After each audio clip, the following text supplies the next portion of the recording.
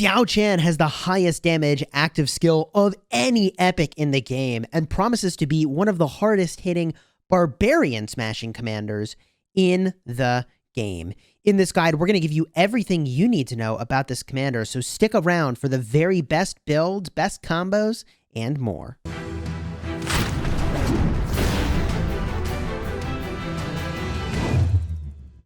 Hello, my friends, and welcome back. I'm Chisgule Gaming. Today, we're talking about Diaochan, who just landed into the game as of the time of this recording, and is looking like she is going to be one of the best peacekeepers at the epic tier.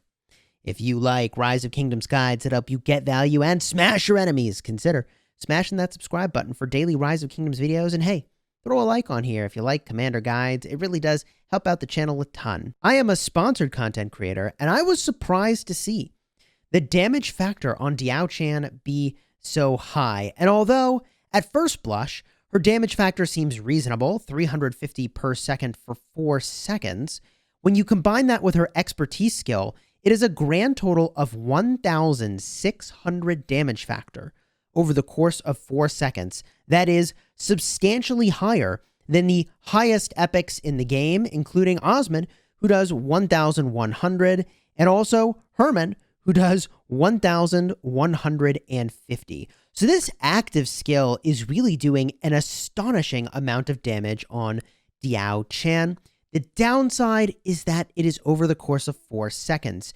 And against other players, your targets are not going to stand still to let you deal all of that damage. In other words, the way this works is she is going to give herself a buff when she uses her active skill. And for the next 4 seconds, her attacks are going to do that extra damage. So this means that she is good against targets that are either stationary or aren't going to run away, like Barbarians, like Canyon, and also like Barbarian Forts, and is less impressive against players who will evade some of that damage, although assuredly some number of players will just stand there and take it, or maybe you have more march speed than them. The next skill, interestingly enough, is damage to Barbarians and also experience gain. And I was really hoping that she would be good for hitting cities because she would pair well with Lu Bu, who is also a conquering commander. So the fact that she's a peacekeeping commander is fine, but just okay. The upside here is that, yeah, if you are rallying a barbarian fort or battling against a barbarian, she is a premier commander for that activity because they will stand there and just take all of that damage factor that she is going to dish out. The 25% extra bonus damage and experience is really crucial, both in the early game when you're leveling up your commanders, and also, honestly, makes her a solid candidate for rallying forts. The third skill is par for the course for giving stats on an epic commander. She's giving 10% attack and 10% defense.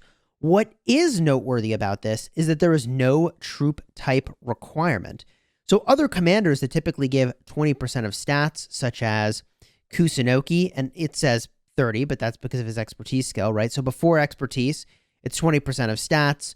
Like a commander like Ulji Mundak, same story, he gives 20% of stats before expertise. The Diaochan does not care about the troop type. This means that you can use a mix of troops if you're in the early game, or you can hone in on a specific troop type to best align with whoever you're pairing her with. The fourth skill actually has synergy with Lu Bu. You heal a portion of slightly wounded units after using a skill, and that gives you a healing factor of 500. This would do an additional healing factor of 500 as well if you pair with Lu Bu. Now, this can only trigger at most once every 5 seconds, so unfortunately, you're not going to get the trigger from the active skill of the primary and then the secondary commander. In most cases, it's only going to fire off once per skill cycle, but a heal of 500 tied to your active skill is really solid, and this commander feels very, very much like a mini version of Frederick I, who also has healing from attacks. He also does damage over time. It is extremely similar to that Frederick I, the main similarity being that both of them really want to be paired with commanders who generate lots of rage. And I want you to remember that for when we get into the pairing section. Before we talk about pairs, however, I do want to review the talents that I would recommend for this commander. And unfortunately, she is an integration commander. So although the peacekeeping and support trees are really good, the integration tree truly does limit her versatility and usability in Rise of Kingdoms for battling against other players, because you really don't want to use integration to battle other players. You really don't want to use peacekeeping to battle other players. And the support tree, there honestly are not even all that many points that you have to go and get from that tree, which leaves her in a weird place of not having really optimal places to put her talents. But with that said, there are some builds we can recommend to show those to you. We're going to start by looking at Ethelflaed, who has literally the exact same trees that we're going to be talking about here, peacekeeping and support for these barbarian smashing builds that I would highly recommend for Diaochan. First build is a barbarian smashing build where you are going to try to stay out in the field for a very long time and have a ton of sustain as you battle lots of barbarians. I would recommend going all the way up to the top of the peacekeeping tree and also getting rejuvenate for the massive amount of rage restoration. Along the way, I'll also recommend counterattack, which is going to make it so that you have increased attack for 3 seconds after you do a heal, and Diaochan is healing as fast as every 5 seconds. And in addition, loose formation, you reduce some of the skill damage you've taken. Now, in terms of the order in which I would put things onto this build, if you're using her to battle barbarians, the first thing you need to get is insight. And I think it's good to get quick study for the extra experience gain. You also can get the additional bit of march speed down over here. After that, I would get rejuvenate as fast as possible. I would then make my way to thoroughbreds and trophy hunter for value. Round out the rest of the peacekeeping tree, make your way to counterattack, and the last 3 points go into loose formation. This is a very solid sustain build if you're using a Diaochan primary for battling barbs. If you are, however, going to be battling barbarian forts, there is a slight variation here. We shed some of the points that were at the top of the tree over here, as well as the points related to battling barbarians in the open field, and instead we pick up Mighty Force. Mighty Force makes it so that you're doing extra damage when you launch a rally, which is great. And we dropped 5 extra points in over here for just some stats. Unfortunately, because the integration tree really is fully unexciting, there was not a lot else that we could go and do in the integration tree that I thought was worthwhile. So both of these builds put 0 points into integration. If you're looking for a build to battle other players, I want to remind you that I don't think Diaochan is well suited to that. But if you needed to, where would you put those points? First thing I want to show you is just this branch of the peacekeeping tree, which has a lot of march speed in it. There are 18 total points in this tree. And from those 18 points, you get a fairly astonishing amount of march speed. You get 9% here, 6% here, an additional 3% here, a grand total of 18% march speed for as many talent points. It's 18 talent points. So I just want you to remember that when I show you this next build, which we're going to show to you by using Joan of Arc. Joan of Arc has the support tree and the integration tree, just like Diaochan does. So what I would recommend if you are going to use a Diaochan primary is that you copy my support tree exactly as you see it here, that you copy the left-hand side of the integration tree exactly as you see it here, and instead of having these points off to the side, you drop all of them into the integration tree for the 18% of march speed. That would be my recommendation. The thing that you are getting from the integration tree in the upper left is 3% extra troop capacity, which is a big deal. And if you are going to be using infantry, then you're going to have some extra damage dealt. That's a nice perk. You may or may not be pairing her with an infantry commander, although she would be a sick combination with a Sun Tzu. We'll get to that in a moment. These points left over here would go into that peacekeeping tree that I was showing you. There's exactly 17 points here. So you'd want to drop 1 point from somewhere else in the build in order to get the extra 3% of march speed if you wanted it. So for instance, you could drop 1 point from counterattack. You could have all 18 points go into that peacekeeping tree, and then you get that 18% of march speed, which is really quite exceptional. So this is the build I would use if you're battling other players, except you scratch this out, you put the peacekeeping part in, and you're good to go. In terms of pairings, you've got a lot of options at the epic tier, largely because she doesn't care what type of troop you're bringing. Starting from the top of the epics here, Sun Tzu is an amazing pairing for battling in the open field. She wants a rage engine. Sun Tzu delivers it. Use the Sun Tzu primary for the infantry tree and the skill tree, and you are cooking with gas. The same story is true for Herman. Herman is generating extra rage, a perfect combination. Bring all archers, use the Herman primary, and they will do very well together. I think a less exciting pair will be Kusunoki. That is because he doesn't have a rage engine, but he's still a great choice. And I like the Kusunoki primary for the archer and skill tree combination. Although you could pair with Scipio, both of them kind of wanted a way to generate rage that neither of them has.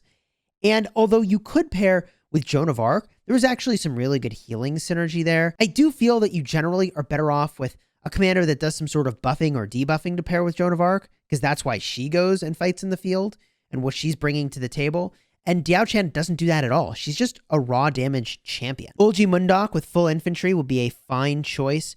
I'm a little torn about who should be the primary because I like the support tree on your Diaochan, but I also really like the infantry on the Ulji. So I think I would go with Ulji primary in that instance, Diaochan secondary, bring all infantry. Boudica is, of course, an amazing pairing. Both do lots of damage. She's got a rage engine, which is perfect. I mean, Boudica and Diaochan are a solid combination for open field. And gosh, between the two, I guess I'd prefer the Diaochan primary for the support tree over the skill tree, but an argument could easily be made that the Boudica primary is the better pick, and I would certainly believe that for the extra ways of generating rage. Pelagius, a perfect pairing for Diaochan. You use the Pelagius as the primary, and you are cooking with gas. He generates rage, he also heals. Cavalry skill is two phenomenal trees. I can recommend that very highly. I can recommend less highly the combination of Belisarius and Diaochan. Neither of them has the rage engine that you're looking for. Instead, I prefer a commander like Baibars. Use him as the primary for the skill cavalry combination, and even the conquering tree is really very good. Two other epics that we certainly need to talk about are Osman and Kira. Now, Osman is probably the one you would use as the primary commander in this configuration for getting the leadership and conquering trees in addition to skill. You'll use the skill tree to generate more rage. Honestly, you'd be even better off if you could get another commander for either of them that would generate more rage, but the Osman with Diaochan combination is honestly going to do a lot of damage. Like, between the two of them, that is an astonishing amount of damage factor. And Kira also, if you brought full archers, will be a fine choice. I think I prefer some of the other combinations we've been describing, and Kira is also really difficult to obtain. However, the AoE damage is really very solid. The stat boost is going to be solid, and you're going to want to bring, again, all archers for that combination. And she is going to make it so your targets take additional skill damage, which is actually, now that I think about this a little more, really quite an exceptional combination with the Diaochan. I actually I like that more and more as I review this commander. The Kira full archers plan seems pretty good. The thing they're going to be missing, however, is march speed, and there's not a great way for them to make that up. Kira should be the primary in this combo. The last epic worthy of talking about would be Matilda, and I don't think that's a particularly great pairing. Matilda's really all about going in on the siege unit plan. Theoretically, you could bring a Matilda secondary and use, oh my gosh, the Diaochan primary and go all in on siege unit cheese. And, you know, we've made a separate video about that. I'll have a card up in the top, but I think I would prefer the Joan of Arc as the primary rather than the Diaochan for that particular role. At the legendary tier, I want to talk very briefly about some of the pairings that you might consider. And again, we're looking at her like a mini version of Frederick I. We'll only cover some of the pairings rather than reviewing literally every commander. So those best pairings that I think would be very powerful would be YSG as the primary with Diaochan secondary. He's boosting skill damage, he's generating rage, bring all archers, and that would be completely sick. For battling barbarians, I of course like the double C Diaochan combination. I also like the Minamoto Diaochan combination for battling barbarians. However, I do want to call attention to the fact that I generally advise players use peacekeepers not with each other. In other words, your peacekeepers generate extra experience, and if you stack a bunch of peacekeepers together and they're all generating lots of experience for each other, you're going to have a bunch of max level peacekeepers that you're still going to use when you battle barbarians, even after they're max level, because those peacekeeping talents reduce the AP cost. And so you're going to be kind of wasting experience by having stack them together, power leveled all your peacekeepers, but then all your other commanders still need to get leveled up. One shocking combination with Diaochan would be a Saladin primary.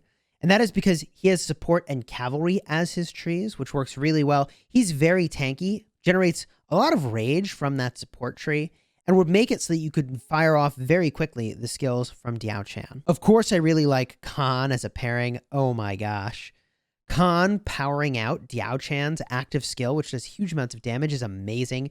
The extra stats from Diaochan and healing are ideal. I like this combination, honestly, way more than I thought I would. Although Ethelfled has the support tree and she doesn't care about the troop type that you're going to bring, I find myself not all that impressed with the Ethelfled-Diaochan combination. They're really on two very different plans. Ethelfled is all in on the debuff plan. Diaochan is all in on the damage plan.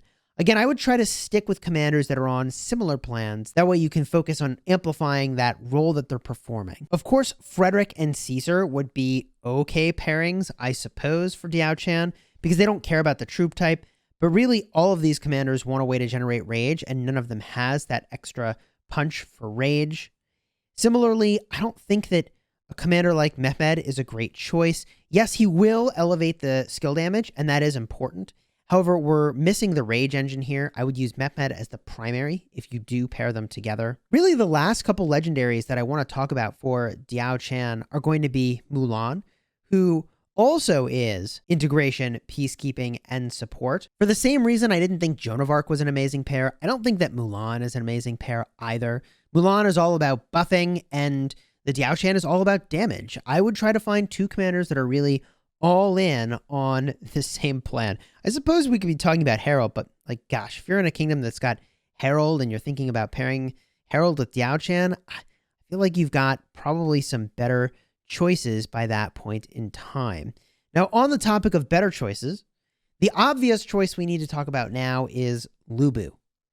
And Lu Bu, when you pair them together, you're going to get the 500 extra healing factor on the Diaochan, which is a big deal, and the third skill on Lu Bu is also going to get boosted. By virtue of having Diaochan present, you're going to get an additional 40% attack when the third skill is maxed out. And that's not all the time attack bonus, but when this third skill is triggered, you're going to get 120% attack instead of the 80%, which, like, hey, 40% attack is actually a huge deal. You got to keep in mind it's from a trigger and it's not going to have 100% uptime, but it is still a very solid boost if you were to pair them together. In the situation where you do pair these two together, I think Lu Bu should be the primary for the leadership skill tree combination, as well as the possibility of dropping a few points into the conquering tree. And they will do a lot of damage. Lu Bu to many targets and the Diaochan to a single target. The 50% defense reduction from the Lu Bu is a decent setup for the Diaochan damage. Unfortunately, the timing of those is going to be staggered in a weird way. You can't really take full advantage of the defense reduction from the Lu Bu, which is unfortunate, but the two are a solid pairing together. Depending on how you're going to use this commander is going to determine the order in which you apply their skills. If you are mostly interested in battling Barbarians, max the first skill, max the second skill, then you could take her up to 4 stars and apply the remaining skills. If you are more interested in battling other players, which I don't think is a great role for her, I would max the first skill, take her to 4 stars, then max out the remaining skills. But what remains as a question is how you get this commander.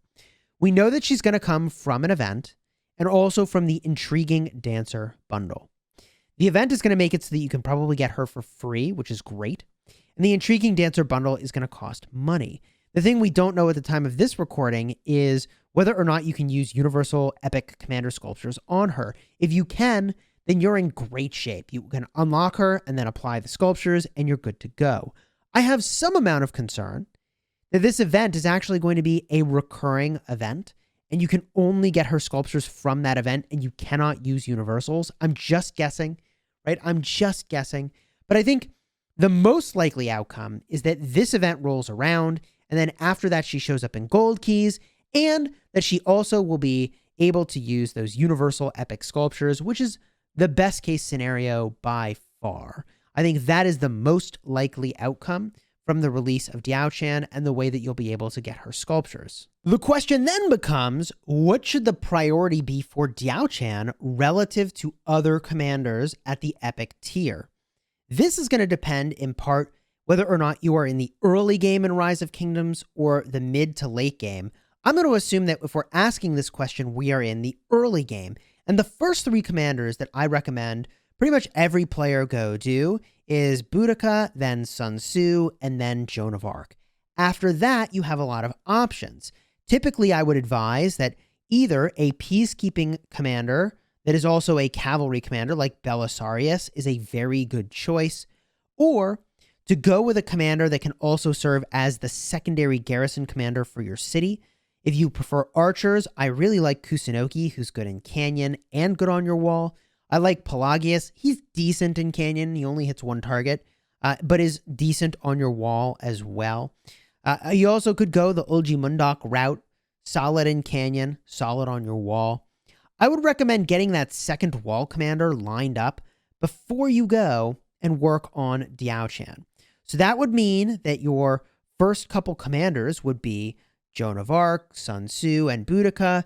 Then you would be looking at a wall commander like probably Kusunoki would be my top recommendation.